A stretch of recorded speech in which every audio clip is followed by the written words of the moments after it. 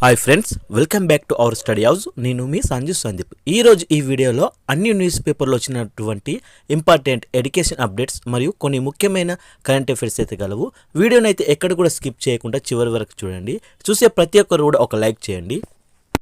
మొదటి అప్డేట్ మనం చూసుకున్నట్లయితే గృహజ్యోతి బిల్లు రూపాయలు 3,914 కోట్లు అంటూ రావడం జరిగింది. అయితే ఆ మొత్తాన్ని డిస్కమ్లు ఇవ్వనున్న ప్రభుత్వం. ఈఆర్సీకి తెలిపిన విద్యుత్ పంపిణీ సంస్థలు 200 యూనిట్ల లోపు వాడుతున్న గృహ కనెక్షన్లకు 1.08 కోట్లుగా వెల్లడి అని రావడం జరిగింది. ఇప్పటి వరకు 50 లక్షల ఇళ్లకే ఉచితం అమలుగా ఉంది. రాష్ట్రంలో 200 యూనిట్ల లోపు కరెంటు వాడే ఇళ్ల కలెక్షన్లు 1,08,86,519 ఉన్నాయని విద్యుత్ పంపిణీ సంస్థ అయితే వెల్లడించాయి. ఈ ఇళ్ల నుంచి ప్రస్తుత ఆర్థిక సంవత్సరం 2024-25లో కరెంటు బిల్లుల రూపంలో ఎంత 3,914.36 కోట్ల ఆదాయం వస్తుందని పేర్కొన్నారు. అయితే గృహజ్యోతి పథకం కింద ఈ ఇళ్లకు ఉచితంగా విద్యుత్ సరఫరాకు ఆదేశించినందున ఈ బిల్లు సొమ్మును రాష్ట్ర ప్రభుత్వమే నేరుగా డిస్కామ్లో అందజేయనుందని తెలిపాయి. ఈ మేరకు రాష్ట్ర విద్యుత్ నియంత్రణ మండలికి నివేదిక అయితే ఇచ్చాయి. నెలకు 201కి పైగా యూనిట్లు కరెంటు వాడే ఇళ్ల నుంచి రూపాయలు 4,374 కోట్ల ఆదాయం వస్తుందని పేర్కొన్నారు. రాష్ట్రంలో అయితే అన్ని కేటగిరీలో కలిపి గృహ విద్యుత్ కనెక్షన్లు 1.25 కోట్లుగా ఉన్నాయి. వీటిలో 200 యూనిట్ల లోపు వాడేవి అయితే 1.08 కోట్లు. దక్షిణ డిస్కాం పరిధిలో ఈ యొక్క గృహ కనెక్షన్లు వచ్చేసి 83.09 లక్షలు. వీటిలో 200 యూనిట్ల లోపు వాడేవి అయితే 69.71 లక్షలుగా ఉన్నాయి. ఉత్తర డిస్కాంలో మొత్తం గృహ కనెక్షన్లు చూస్తే 42.36 లక్షలు ఉండగా ఇందులో 200 యూనిట్ల లోపు వాడే ఇళ్లను 39.15 లక్షలుగా ఉన్నాయి. అయితే ఈ పథకం కింద నెల జీరో కరెంటు బిల్లులను డిస్కామ్లను జారీ చేస్తున్నాయి. ఉత్తర డిస్కాం పరిధిలో 39.15 లక్షల ఇళ్లలో 200 యూనిట్ల లోపే వాడుతున్న ఇప్పటి వరకు 23 లక్షల ఇళ్లకు గృహజ్యోతి వర్తింపజేశారు. అయితే మిగిలిన ఇళ్లలో కూడా కొందరికి రేషన్ కార్డులు లేకపోవడం, కొన్ని కుటుంబాలకు 2 లేదా అంతకంటే ఇళ్లలో ఒకే పేరుతో కరెంటు కనెక్షన్ ఉండడం వల్ల కానాల్సింది పథకం అయితే వర్తింపట్లేదని, రేషన్ కార్డు ఉన్న కుటుంబ యజమాని పేరుతో ఒకటికి మించిన ఇల్లు కరెంటు కనెక్షన్ ఉంటే అవి వర్తింపవని అయితే తెలిపారు. ఈ పథకం కింద జీరో బిల్లును ఇస్తున్నట్లు అధికార వర్గాలు తెలిపాయి. ఇప్పటి వరకు ఈ పథకం వర్తించిన వారు అర్హులైతే సమీపంలో ఉండే విద్యుత్ కార్యాలయం ఉంటుందిగా, అక్కడ పోయి మళ్ళీ దరఖాస్తు చేసుకుంటే గృహజ్యోతి పథకాన్ని అమలు చేస్తున్నట్టు డిస్కామ్లు అయితే వర్గాలు తెలిపాయి. నెక్స్ట్ అప్డేట్ చూసుకున్నట్లయితే అమెరికాలో బతుకమ్మకు అధికార గుర్తింపు అంటూ రావడం అయితే జరిగింది. అయితే అధికారికంగా గుర్తించిన జార్జియా, వర్జీనియా రాష్ట్రాలు, ఉత్తర కరోలినా రాష్ట్రంలోను 2 నగరాలు. తెలంగాణ సాంస్కృతిక వైభవం, బతుకమ్మ ఖ్యాతి ఖండాంతరాలను కూడా దాటిందని చెప్పుకోవచ్చు మనము. బతుకమ్మ సంబరాన్ని ప్రశస్తిస్తూ పండుగలోని పరమార్థాన్ని అమెరికాలో పలు రాష్ట్రాలు అయితే గుర్తించాయి. జార్జియా, వర్జీనియా రాష్ట్రాలతో పాటు ఉత్తర కరోలినా రాష్ట్రంలో చార్లెట్, రలేవ్ నగరాలు బతుకమ్మ పండుగను అధికారికంగా గుర్తిస్తూ ఉత్తర్వులు అయితే జారీ చేశాయి. ఈ మేరకు ఆయా రాష్ట్రాల గవర్నర్లు ఈ వారాన్ని బతుకమ్మ పండుగ తెలంగాణ హెరిటేజ్ వీక్గా ప్రకటించారు. బతుకమ్మ పండుగని ఏం వీక్గా ప్రకటించారు? హెరిటేజ్ వీక్గా, తెలంగాణ హెరిటేజ్ వీక్గా ప్రకటించారు. అయితే బతుకమ్మ ఎంతో ప్రత్యేకమైన ప్రాముఖ్యత గల పండుగల్లో ఒకటని, ఈ ఉత్సవాన్ని 4 కోట్ల మంది తెలంగాణ ప్రజలే కాకుండా అమెరికాలో స్థిరపడ్డ 12 లక్షల మంది ఎన్ఆర్ఐలు కూడా ఎంతో ఘనంగా జరుపుకుంటున్నారని జార్జియా, వర్జీనియా రాష్ట్రాల గవర్నర్లతో పాటు ఉత్తర కరోలినాలోని చార్లెట్, రలేవ్ మేయర్లు అభివర్ణించారు. దీంతో వారికి గ్లోబల్ తెలంగాణ అసోసియేషన్ ప్రతినిధులు ధన్యవాదాలు కూడా తెలిపారు. అలాగే తెలంగాణ ఆడపడుచులకు అభినందనలు తెలియజేశారు. కొంతకాలంగా తెలంగాణ బతుకమ్మకు ఖండాంతరాల్లో గుర్తింపు తెంచేందుకు గ్లోబల్ తెలంగాణ అసోసియేషన్, ఇతర సంఘాలు, ప్రవాస తెలంగాణ వాసులు చేస్తున్న కృషికి గాను ఈ గుర్తింపు ఫలితం దక్కిందని చెప్పుకోవచ్చు. గతంలోనూ అమెరికాలో కొన్ని రాష్ట్రాలు కూడా బతుకమ్మను గుర్తించాయి. నెక్స్ట్ చూసినట్లయితే జర్మనీలో కూడా బతుకమ్మ వేడుకలు అయితే జరుగుతున్నాయి. ఈ యొక్క జర్మనీ దేశ రాజధాని బెర్లిన్లోని తెలంగాణ అసోసియేషన్ ఆఫ్ జర్మనీ ఆధ్వర్యంలో ఆదివారం బతుకమ్మ వేడుకలు ఘనంగా జరిగాయి. స్థానిక శ్రీ గణేష్ ఆలయంలో జరిగిన వేడుకలకు జర్మనీ నలుమూలల నుంచి తెలంగాణ కుటుంబాల వారు తరలివచ్చారు. బెర్లిన్లోని భారత రాయబార కార్యాలయం మంత్రి మన్దీప్ సింగ్ తొలి, అతని కుటుంబ సభ్యులు ఇందులో పాల్గొన్నారు. తొలి దంపతులు బతుకమ్మపై తలపై ఎత్తుకొని ప్రాంగణంలో తీసుకువచ్చారు. దాదాపు 6 గంటల పాటు ఈ వేడుకలు కనుల విందుగా జరిగిందని చెప్పుకోవచ్చు. తెలంగాణ అసోసియేషన్ అధ్యక్షుడు చలగంటి రాఘు ఆధ్వర్యంలో ప్రతినిధులు రాయి, బోయన్పల్లి, శరత్రెడ్డి, నటేష్, యోగనంద్, బాలాజీ, శ్రీనాథి, రమ్య తదితరులు ఇంకా చాలామంది ఉన్నారు. ఆధ్వర్యంలో ఉత్సవాలకు హాజరై ఎంతో సహాయకంగా భోజనాలు కూడా చేశారు. ఇది ఎక్కడంటే గ్లాస్గో నగరంలో బతుకమ్మలతో మన యొక్క యొక్క తేజాలు, మహిళలు ఎంతో సంబరంగా జరిపారు. నెక్స్ట్ అప్డేట్ చూసినట్లయితే స్వల్ప శ్రేణి క్షిపణి పరీక్ష విజయవంతం అంటూ రావడం జరిగింది. 4వ తరానికి చెందిన స్వల్ప శ్రేణి గగనతల రక్షణ క్షిపణి వ్యవస్థ very short range air defence system missile VSHRADSను భారత్ అయితే శనివారం రాజస్థాన్లోని పోఖ్రాన్ ఫైరింగ్ రేంజ్ వద్ద ఒకే రోజు 3 సార్లు విజయవంతంగా పరీక్షించింది దీన్ని. ఈ అధునాత క్షిపణి పరిమాణం చాలా చిన్నగా ఉంటుందంట. సైనికులు భుజం మీద కూడా పెట్టుకొని మోసుకెళ్లగలరు. హైదరాబాద్లో రక్షణ పరిశోధన అభివృద్ధి సంస్థ డిఆర్డీఓకి చెందిన రీసెర్చ్ సెంటర్ ఎమారత్ దీని స్వదేశీ పరిజ్ఞానంతో అయితే రూపొందించింది. ఇందులో మినియేచరైజ్ రియాక్షన్ కంట్రోల్ వ్యవస్థ, ఇంటిగ్రేటెడ్ ఏవియానిక్స్ వంటివి కూడా ఉన్నాయి. నెక్స్ట్ చూసినట్లయితే మారిటైమ్ ఎక్సర్సైజ్ మలబార్ 2024 అంటూ రావడం జరిగింది. మలబార్ 2024 పేరుతో విశాఖపట్నాన్ని వేదికగా అక్టోబర్ 8 నుండి 18 వరకు మొదట హార్బర్ దశ, తర్వాత సీ ఫేజ్ సముద్ర దశలలో నౌక వాణిజ్య భద్రతా విన్యాసాలు అయితే జరగనున్నాయి. ఈ విన్యాసాల్లో ఆస్ట్రేలియా, జపాన్, అమెరికా అయితే పాల్గొంటున్నాయి. నెక్స్ట్ అప్డేట్ చూసినట్లయితే ఈ రోజు వచ్చి వరల్డ్ కాటన్ డే, అంటే ఈరోజు ప్రపంచ పత్తి దినోత్సవం అనమాట. అయితే ఈ యొక్క ప్రపంచ పత్తి అనేది మనకు ప్రపంచంలోనూ మరియు ఇండియాలోనూ ఎంత ప్రొడక్షన్ ఉందో ఒకసారి తెలుసుకుందాం. టాప్ కాటన్ ప్రొడ్యూసింగ్ కంట్రీస్లో మొదటగా ఉన్నది టాప్ 10 గురించి తెలుసుకుందాం దేశాలు. చైనా వచ్చేసి 24% ఉంది, ఇండియా 23% రెండో స్థానంలో, బ్రెజిల్ వచ్చేసి 13% మూడో స్థానంలో, యునైటెడ్ స్టేట్స్ 11%, పాకిస్తాన్ 6%, ఆస్ట్రేలియా 4%, తుర్కీ 3%, ఉజ్బెకిస్తాన్ 3%, అర్జెంటీనియా 1%, మాలి 1%. మొదటి స్థానంలో ప్రపంచవ్యాప్తంగా ఉన్నది చైనా, రెండో స్థానంలో ఇండియా, మూడో స్థానంలో బ్రెజిల్, చివరి స్థానంలో ఉన్నది మాలి.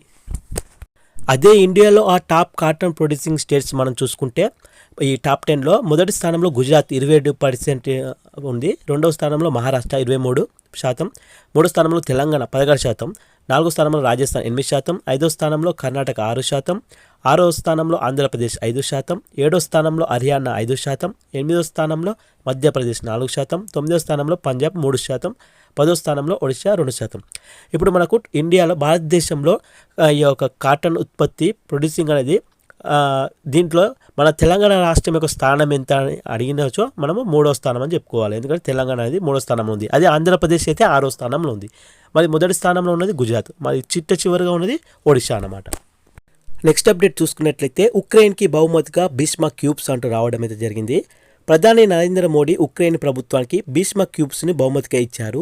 అయితే ఈ మానవీయ సహాయానికి గాను ప్రధాని నరేంద్ర మోడీకి ఉక్రెయిన్ అధ్యక్షులు వ్లాదిమిర్ జెలెన్స్కీ కృతజ్ఞతలు తెలిపారు. గాయాలపై పాలైన వారికి వేగంగా చికిత్సలు చేయడంలో భీష్మ క్యూబ్స్ ఉపయోగపడతాయని, అంతేకాదు ఇది విలువైన ప్రాణాలను కాపాడడంలో గణనీయమైన పాత్రను కూడా పోషిస్తాయని, ఈ ప్రతి భీష్మ క్యూబ్స్లో గల మందులు, పరికరాలతో ప్రాథమిక ఆరోగ్య భద్రతను కల్పించవచ్చని, అన్ని రకాల గాయాలకు కూడా అనారోగ్యాలకు చికిత్స అందించవచ్చని అయితే తెలిపారు. ప్రాథమిక ఆపరేషన్ రూమ్కి కావాల్సిన సర్జికల్ పరికరాలు ఇందులో అయితే ఉన్నాయి.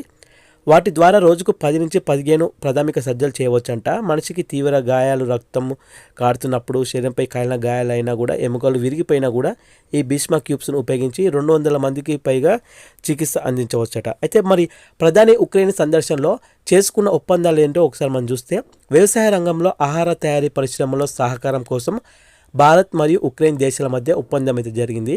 దీనికి సంబంధించి సమాచారం మార్పిడి, ఉమ్మడి శాస్త్రీయ పరిశోధనలు, అనుభవాలు పరస్పరం పంచుకోవడం, వ్యవసాయ పరిశోధన ఇంకా మరికొన్ని అంశాల్లో సహకారం ఉంటుందంట. వైద్య ఉత్పత్తుల నియంత్రణ రంగంలో సహకారం కోసం భారతదేశ కేంద్ర ఆరోగ్య శాఖలో కేంద్ర ఔషధ ప్రమాణాలను నియంత్రణ సంస్థకు, ఉక్రెయిన్ ఔషధ సేవలు నియంత్రణ సంస్థకు మధ్యన ఒప్పందం కూడా కుదిరింది. నెక్స్ట్ చూస్తే అత్యంత ప్రభావం చూపే సమాజాభివృద్ధి ప్రాజెక్టుల కోసం భారత్ అందించే మానవీయ గ్రాంట్ అంటే ఆర్థిక సహాయానికి సంబంధించి కేంద్ర ప్రభుత్వానికి ఉక్రెయిన్ మంత్రులకు మధ్య కూడా ఒప్పందం జరిగిందట.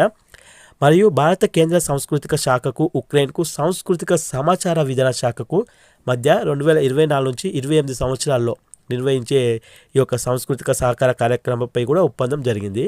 ఈ రెండు దేశాల మధ్యన సాంస్కృతిక సహకారానికి బలోపేతం చేయడమే లక్ష్యంగా ఇది జరిగిందన్నట్టు.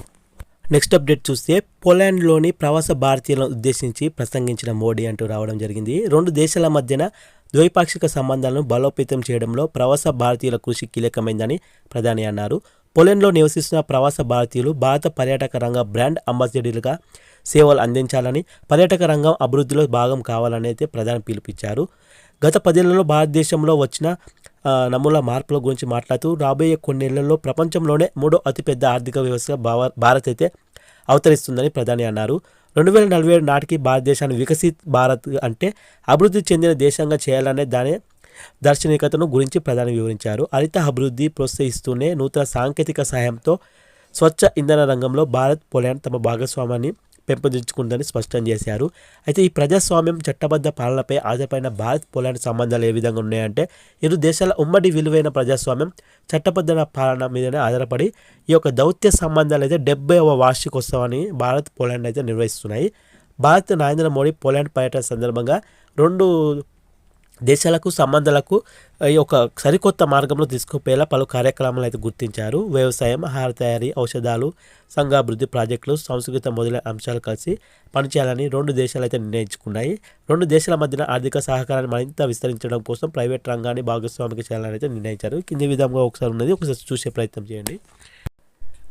నెక్స్ట్ చూసినట్లయితే 2 దేశాల మధ్య కుదిరిన ముఖ్యమైన ఒప్పందాలు ఈ విధంగా అయితే ఉన్నాయి. కార్మికుల నియామకం కానీ, అభివృద్ధిలో యువత కానీ, 2 దేశాల మధ్య పెరుగుతున్న ద్వైపాక్షిక పెట్టుబడులు కానీ, Asia Indian trade and goods agreement, Malaysia Bharat సమగ్ర ఆర్థిక సహకార ఒప్పందం గురించి కానీ, ద్వైపాక్షిక వాణిజ్యం పెట్టుబడుల కోసము, డిజిటల్ రంగ ప్రజా మౌలిక సదుపాయాల గురించి, స్టార్టప్ ఇండియా, అంతరిక్షంలో అణుశక్తి, సెమీకండక్టర్లు, రక్షణ రంగ పరిశ్రమల సహకార విస్తరణతో పాటు ఉగ్రవాదాన్ని ఇరు దేశాలు ఖండించడం, వ్యవసాయ రంగంలో ఉమ్మడి పరిశోధనలు, వాతావరణ మార్పులకు సంబంధించి ఆందోళనలు జరుగుతున్నవి, ఐక్యరాజ్య సమితి భద్రతా మండలి కోసం శాశ్వత తాత్కాలిక విభాగాల్లో ఐక్యరాజ్య సమితి భద్రతా మండలిలో భారతదేశానికి శాశ్వత సభ్యత్వం ఇవ్వాలనే ప్రతిపాదనకు మలేషియా కూడా మద్దతు తెలపడం, ఇలాంటి చాలా ఒప్పందాలు అయితే ఉన్నవి. ఒకసారి చూసే ప్రయత్నం చేయండి ఫ్రెండ్స్. నెక్స్ట్ అప్డేట్ చూసినట్లయితే ఎస్బీఐలో 10,000 కొత్త ఉద్యోగాలు అంటూ రావడం జరిగింది. దేశీయ అతిపెద్ద bank state bank of India భారీ స్థాయిలో నియామకాలు అయితే చేపట్టబోతుంది. ఈ ఆర్థిక సంవత్సరంలోనే అంటే సుమారు 10,000 మందిని కొత్తగా నియమించుకున్నట్లు బ్యాంక్ చైర్మన్ అయిన చెల్లా శ్రీనివాస్ శెట్టి తెలిపారు. సాధారణ బ్యాంక్ అవసరాలకు సాంకేతికంగా మరింత బలోపేతం అయ్యేందుకు ఈ నియామకాలు చేపట్టనున్నట్లు వెల్లడించారు. ప్రవేశ స్థాయి నుంచి ఉన్నత స్థాయి వరకు వివిధ విభాగాల్లో 1,500 మందిని సాంకేతిక నిపుణులను నియామకాలు ఇటీవలే చేపట్టాం. మరి ఇందులో డేటా సైంటిస్టులు, డేటా ఆర్టికల్స్లు, నెట్వర్క్ ఆపరేటర్లు ఇలా ప్రత్యేక విభాగాల్లో ఉద్యోగాలు ఉన్నారు. డిజిటల్ విభాగాలు సహా సాంకేతికత వివిధ అవసరాల కోసం వారిని వినియోగించుకుంటున్నాం. మొత్తం మీద బ్యాంకుకు 8,000 నుండి 10,000 మంది అదనపు ఉద్యోగులు అవసరం ఉందని శ్రీనివాసులు శెట్టి అయితే తెలిపారు. నెక్స్ట్ అప్డేట్ చూసినట్లయితే యునెస్కో జాబితాలో బీజింగ్ సెంట్రల్ యాక్సిస్ అంటూ రావడం జరిగింది. బీజింగ్ సెంట్రల్ యాక్సిస్ను ఇటీవల యునెస్కో ప్రపంచ వారసత్వ జాబితాలో అయితే చేర్చారు. ఈ ఐకానిక్ ఆర్కిటెక్చర్ కట్టడం చైనా రాజధాని ఆదర్శ పట్టణ రూపకల్పనను ప్రతిబింబిస్తుంది. దాని మూలాలు 13వ శతాబ్దం నాటివి. చైనాలో సాంప్రదాయ పద్ధతిలో ఉత్తమంగా సంరక్షించబడిన వాటిలో సెంట్రల్ యాక్సిస్ ఒకటి అయితే నిలిచింది. శతాబ్దాల చరిత్రను నింపుకున్న ఈ కట్టడం ఎన్నో నాటి అద్భుతాలను ఇప్పటికీ కళ్ళకు కడుతుంది. నెక్స్ట్ అప్డేట్ చూసుకున్నట్లయితే అంతరిక్ష రంగంపై ఎల్ఎన్టీ దృష్టి అంటూ రావడం జరిగింది. అంతరిక్ష రంగంలో విస్తరించేందుకు ఇంజనీరింగ్ దిగ్గజ సంస్థ ఎల్ఎన్టీ సన్నద్ధం అయితే అవుతుంది. గత 5 దశాబ్దాలుగా భారత అంతరిక్ష సంస్థ ఇస్రో స్పేస్ మిషన్ కార్యక్రమంలో ఎల్ఎన్టీ భాగస్వామ్యంగా అయితే ఉంది. Chandrayaan, Gaganyaan, Mars orbital mission సహా ఇస్రో ప్రతి ప్రాజెక్టుకు కూడా హార్డ్వేర్ సహా పలు పరికరాలు ఎల్ఎన్టీ సరఫరా అయితే చేసింది. హిందుస్థాన్ ఏరోనాటిక్స్ కలిసి 5 పోలార్ శాటిలైట్ లాంచ్ వెహికల్స్ను ఎల్ఎన్టీ తయారు చేసింది. ప్రస్తుతం కంపెనీ అంతర్జాతీయ విపణి వైపు చూస్తుంది. ముఖ్యంగా ఇంటర్నేషనల్ స్పేస్ స్టేషన్ దిశగా అయితే అడుగులు వేస్తున్నట్టు తెలుస్తుంది. ఆర్బిటల్ లాంచ్ సామర్థ్యాలు, స్పేస్ హ్యాబిటేట్ సొల్యూషన్స్ అందించేందుకైతే జెఫ్ బెజోస్ను చెందిన బ్లూ ఆరిజిన్ ఎల్ఎన్టీ చర్చలు జరిపినప్పటికీ ఫలప్రదం కాలేదు. ఇప్పుడు నాసాతో చర్చలు అయితే జరుపుతున్నామని, అమెరికా తదుపరి స్పేస్ స్టేషన్ కోసం అవసరమైన వ్యవస్థలకు భారత కంపెనీల అవసరం ఉందని L N T precision engineering and systems Vikas కీటా అయితే పేర్కొన్నారు. స్పేస్ పోర్ట్స్, స్పేస్ పార్కులు, తయారీ క్లస్టర్స్ నిర్మాణంపై ఎల్ఎన్టీ ఆసక్తిగా ఉందని తెలిపారు. చూశారు కదా ఫ్రెండ్స్, ఈరోజు అన్ని న్యూస్ పేపర్లు వచ్చినటువంటి ఇంపార్టెంట్ ఎడ్యుకేషన్ అప్డేట్స్ మరియు కొన్ని ఇంపార్టెంట్ కరెంట్ అఫైర్స్ అయితే. వీడియో నచ్చితే ప్లీజ్ అలా చూసి వెళ్ళిపోకుండా ఒక లైక్ చేయండి, షేర్ చేయండి, సబ్స్క్రైబ్ చేసుకోవడం మాత్రం మర్చిపోకండి ఫ్రెండ్స్. Thank you friends. జై హింద్.